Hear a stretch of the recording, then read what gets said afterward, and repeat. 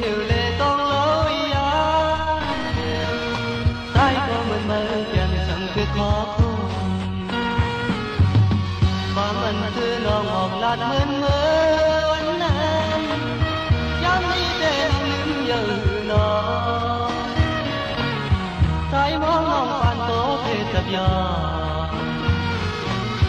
hong qua một thằng ngon nhìn đây ya có hạt phía còn tới thì tâm na chẳng muốn lần mưa anh lê hấp dẫn quá ngon xinh hoang vì tiếc nhé và nơi hết sân nàn càng tới trái này đây mây gió chẳng ta lên mây thiên con lấy gần đây ai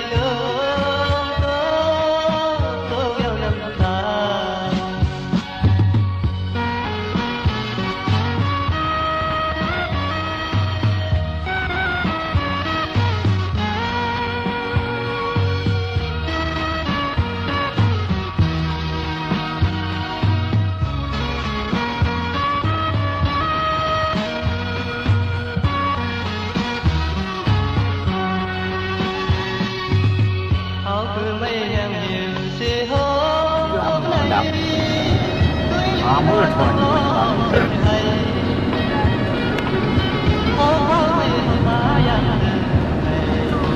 họ là nước sáng này khu là khu nhiên liệu sáng chị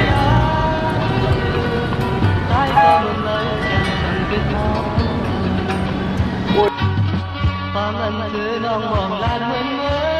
anh dám đi tên ông em giờ nó trái mong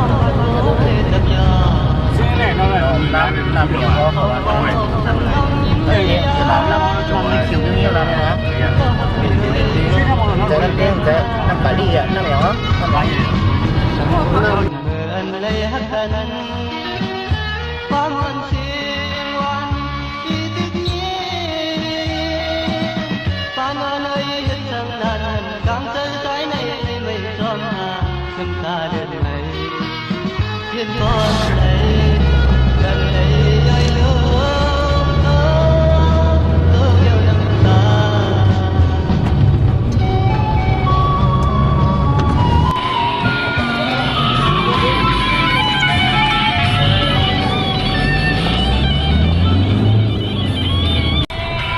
继续的。